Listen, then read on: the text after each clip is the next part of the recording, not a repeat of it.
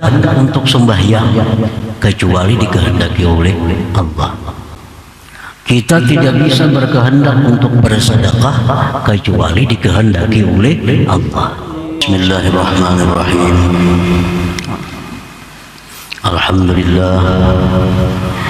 Alhamdulillahilladzi khalaqal ibada wa a'malahum wa waffaqahum wa hadahum wa ijtabahum. أشهد أن لا إله إلا الله وحده لا شريك له رب الخلائق ومالكهم وأشهد أن سيدنا محمدا عبده ورسوله أفضل الخلق وأتقاهم. اللهم صل وسلم وبارك على سيدنا محمد خير الورى مصطفاهم وعلى آله وصحبه وذريته ومن اهتدى بهداهم. أما بعد. Yang kita hormati dan kita cintai para habaib dan para alim ulama, para muhibbin, hadirin hadirat rahimakumullah. Alhamdulillah, segala puji bagi Allah. Kita panjatkan syukur kehadiran Allah atas limpahan taufik hidayah dan inayah kepada kita, sehingga malam ini kita kembali bertemu dan berkumpul di majelis yang penuh dengan berkah dan rahmat-Nya.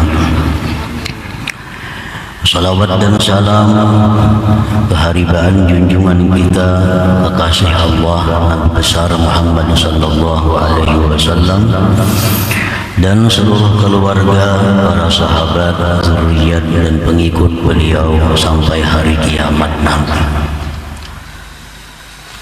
Para muhibbin rahimakumullah. Al-hikmatu tasi'ata asyrata ba'dal mi'ah minal hikamil ataiyah. Qala al-imam Ahmad ibn Athaillah as-Sakandari rahimahullah wa nafa'ana bi ulumihi wa asrarihi. Hikmah yang ke-119 dari Al-Hikam, berkata Imam Ahmad bin Athaillah as-Sakandari rahimahullah wa nafa'ana bi ulumihi wa asrarihi. La tatlub iwadan ala amalin lastapa yakfi minal jazai laka halal amal angkana lahu qabilah.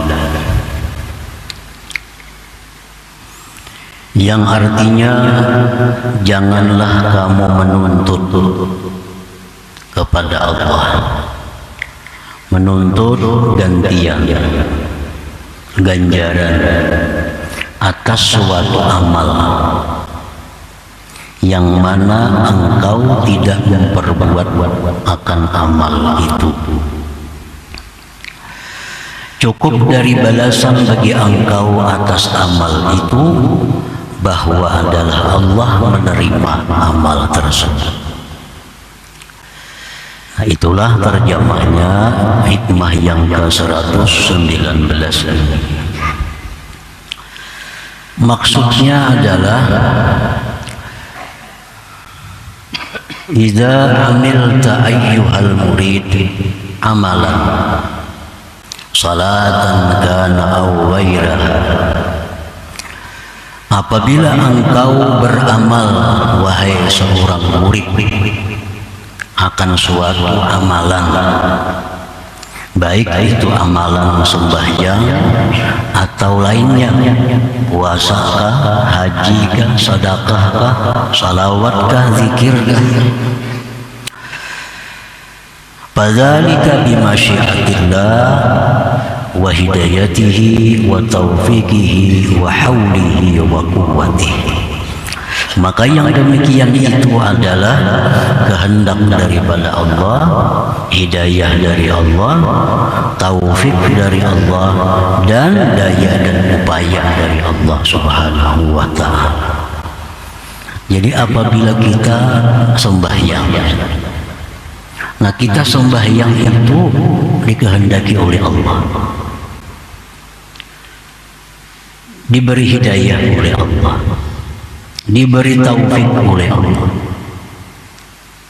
dengan kekuatan dan daya upaya Allah, lalu kita bisa sembahyang, lalu bisa kita puasa, lalu kita bisa berjihad dan lain-lain. Qala Allah Ta'ala, firman Allah Ta'ala, wa ma tasha'un illa ayyasha Allah Rabbul Alamin. Dan tidaklah kamu berkehendak melainkan bahwa menghendaki oleh Allah Tuhan semesta alam. Artinya kita tidak akan bisa berkehendak untuk sembahyang kecuali dikehendaki oleh Allah. Kita tidak bisa berkehendak untuk bersedekah kecuali dikehendaki oleh Allah. Kita tidak bisa menghendaki menuntut ilmu kecuali dikehendaki oleh Allah. Nah, itu jelas firman Allah bahwa kita tidak ada punya kehendak. Wa qala, dan firman Allah lagi, wallahu khalaqakum wa ma ta'malun. Dan Allah yang menciptakan kamu, dan Allah pula yang menciptakan amal perbuatan kamu. Wa qala ta'ala aidan, dan firman Allah Ta'ala lagi, wa ma ramaita iz ramaita walakinna Allah rama. Wahai Rasulullah, tidaklah engkau yang melemparkan itu ketika engkau melemparkan itu, tetapinya Allah yang melemparkan itu. Nah, para muhibbin rahimahumullah, ini ayat-ayat Allah, dalil-dalil yang jelas bahwa kita tidak ada punya kemampuan untuk beramal. Kita tidak punya kekuatan untuk beramal kalau tidak ada daya dan upayanya Allah. Kita tidak bisa berkehendak untuk beramal kecuali dikehendaki oleh Allah. Nah, faiza taqarrara hadza fa kaifa yaliqu bik an tatlubal ajra ala amalin lastafahilah. Bila mana sudah jelas yang demikian tadi, sudah jelas bahwa kita kada berkehendak kecuali kehendak dari Allah. Kita kada bisa melakukan apapun kalau tidak dilakukan oleh Allah. Nah, kalau sudah jelas itu, maka bagaimana patut dengan engkau bahwa engkau menuntut ganjaran atas amalan yang bukanlah engkau pada hakikatnya melakukan amalan itu. Wa innama anta muktasibul amal, engkau itu hanya adalah berusaha amal, la khaliqul amal, bukan menciptakan amal.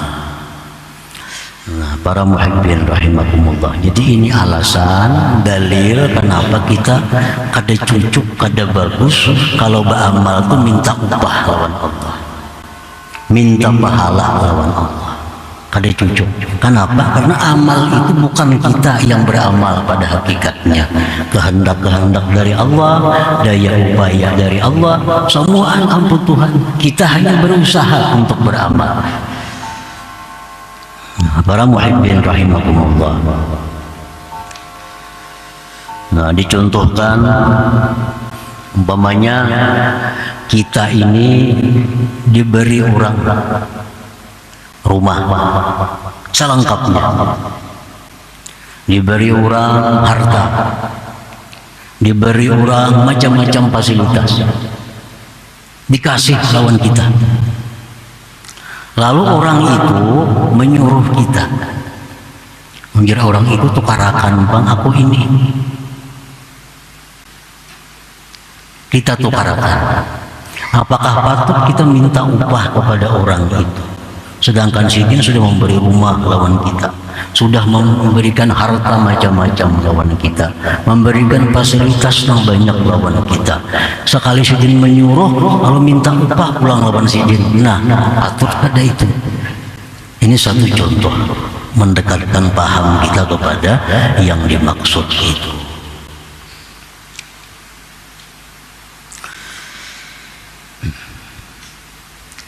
Wa idza amilta amalan wa talabtal iwad fa anta jahilun billah, jahilun bimasyiatillah wa taufiqihi wa hidayatihi wa haulihi wa quwwatihi.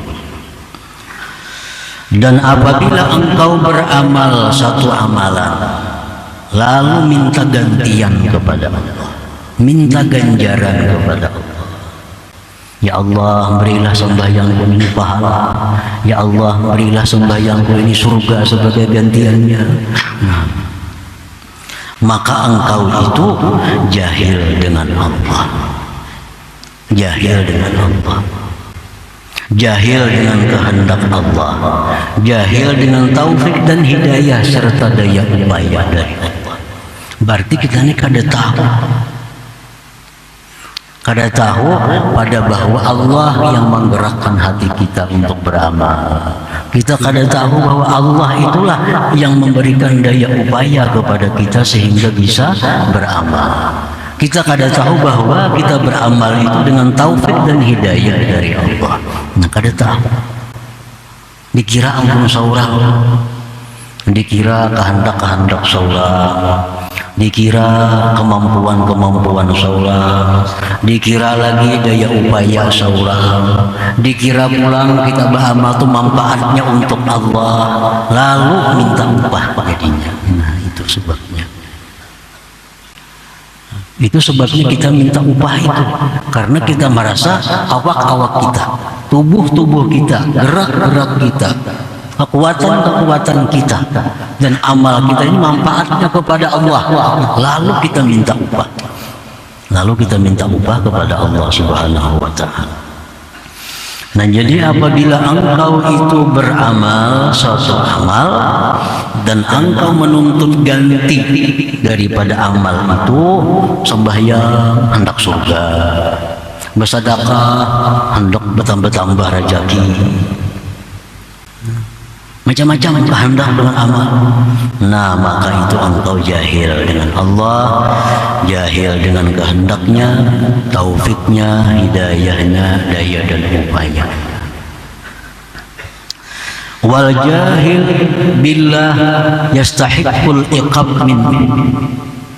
Orang yang jahil dengan Allah itu berhak disiksa oleh Allah. Nah, orang jahil dengan Allah itu berhak disiksa oleh Allah.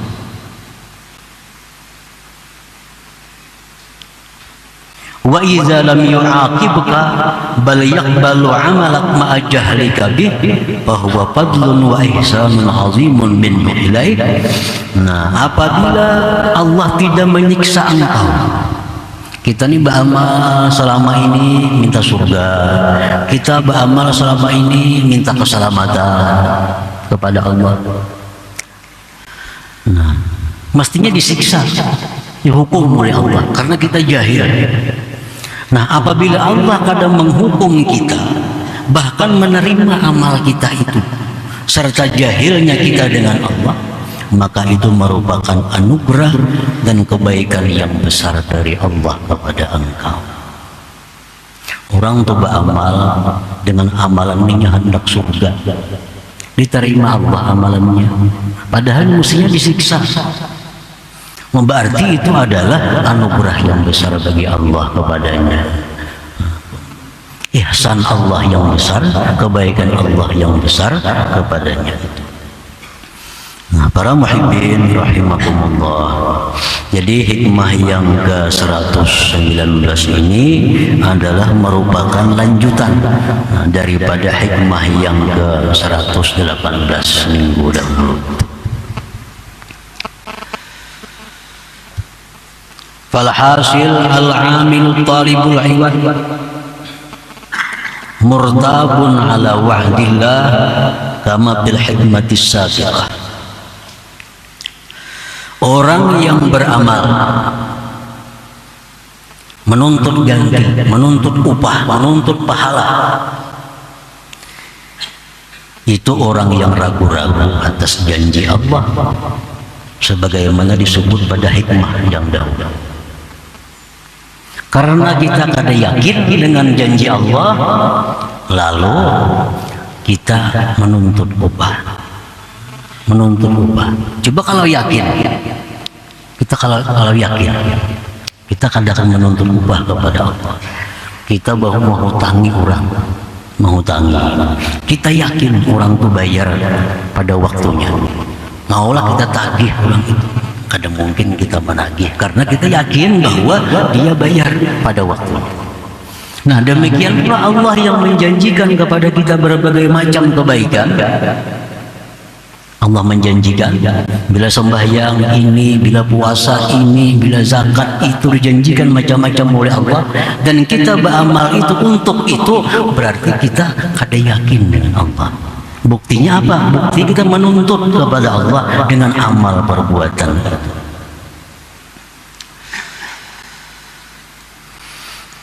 Wajahilun billahi ta'ala, dan orang yang beramal menuntut gantian tadi jahil dengan Allah Ta'ala tadi, jahil dengan Allah, jahil dengan dirinya sendiri. Wa ghairu mustahin min Allah Ta'ala, dan orang yang menuntut balasan dengan amal itu kepada Allah, itu orang yang tidak malu daripada Allah. Itu pada sopan lawan Allah. Lianna faidatul amal ta'udu ila nafsil amil, karena faidah beramal itu kembali kepada diri orang yang beramal. Nah, para muhibbin rahimakumullah, faidah amalan yang kita perbuat, sembahyang.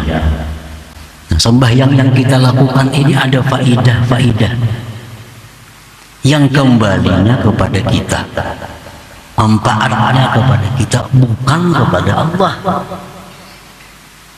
Andai kata seluruh alam semesta ini tidak ada orang yang sujud kepada Allah, sedikit pun tidak akan mengurangi kebesaran dan keagungan Allah. Nah, seluruh alam nih, seorang pun tidak ada yang sujud kepada Allah, seluruhnya seperti Abu Jahal, sedikit pun tidak akan mengurangi keagungan, kebesaran, kesempurnaan Allah Subhanahu wa Ta'ala. Ini menunjukkan bahwa Allah tidak perlu kepada amal kita. Andai kata seluruh alam semesta ini orang seperti Nabi Muhammad sallallahu alaihi wasallam, seluruh manusia dari Adam sampai hari kiamat semuanya seperti Rasulullah, seluruhnya taat patuh kepada Allah, sedikit pun tidak akan menambah kebesaran Allah, tidak akan menambah keagungan Allah, tidak akan menambah kesempurnaan Allah. Jadi jelas bahwa kita beramal itu bukan untuk Allah, tapi untuk diri kita. Nah, kalau kita beramal faedahnya untuk diri kita, apakah tidak malu kalau kita minta balas kepada Allah Subhanahu wa Ta'ala? Dalam hadis Rasulullah bersabda, "Sumu tasihu, puasalah kamu, niscaya kamu sehat." Nah, faedah puasa itu kembali kepada yang puasa. Bersedekahlah agar kamu terpelihara dari bala dan bencana. Nah, kemana kembalinya faedah sedekah? Kepada kita. Salatlah kamu agar terhapus dosa-dosa kalian, kembali kepada kita. Jadi kalau kembali kepada kita, kenapa kita mesti minta balas kepada Allah atas amalan-amalan itu? Nah, para muhibbin rahimakumullah, jadi kalau kita minta balas kepada Allah, kita orang yang tidak punya malu kepada Allah Subhanahu wa Ta'ala. Nah, dicontohkan. Nah, contohnya ujar seorang dokter, pasien, kamu harus olahraga setiap hari, olahraga dari jam 6 sampai jam 7 tiap hari. Nah, ini dokternya menyuruh pasien ini olahraga. Kenapa? Karena olahraga itu dianggap dokter ini perlu bagi si pasien ini agar dia sehat. Nah, olahraga si pasien ini tiap hari. Patutlah pasien ini minta upah lawan dokter. Aku sudah berolahraga, bayarnya dokter aku, nah apa gantiannya? Nah maulah kayak itu. Kan ini orang yang jahil. Orang yang jahil, faidah olahraga itu kemana kembalinya, ke dokter apa ke kita? Nah kalau kita olahraga melaksanakan perintah-perintah dokter, kita laksanakan perintah, lalu kita minta upah lawan dokter, itu luput. Jadi orang ini jahil billah, jahil binafsi, lawan Allah jahil, lawan dirinya jahil. Semua perintah Allah pasti membawa kebaikan kepada kita, baik segera, baik zahir atau batin atau akan datang. Pokoknya setiap kebaikan yang Allah perintah pasti manfaat kepada kita. Setiap kejahatan yang dilarang oleh Allah Subhanahu wa taala, apapun bentuk kejahatan dilarang oleh Allah, pasti mudaratnya kepada diri kita, baik langsung atau kemudian baik zahir atau batin. Nah, para muhibbin rahimahumullah. Jadi dengan hikmah yang ke-118, hikmah yang ke-119 ini jelas bahwa kalau selama ini kita beramal mengharap sesuatu kepada Allah dengan amal itu, bahwa itu adalah suatu kesalahan kita yang mesti dirubah, mesti dirubah. Jangan sampai kita tergolong orang jahil, orang yang tidak pemalu kepada Allah, orang yang ragu-ragu dengan janji Allah. Nah jadi kita mulai sekarang ini kita sembahyang semata-mata melaksanakan perintah Allah. Kita puasa semata-mata melaksanakan perintah Allah. Kita bersedekah semata-mata melaksanakan perintah Allah. Tidak ada harapan-harapan lain dengan sembahyang itu selain keridhaan Allah Subhanahu wa ta'ala. Nah para muhibbin rahimakumullah, perkara kita minta surga kepada Allah itu disuruh. Perkara kita berlindung dari api neraka itu disuruh.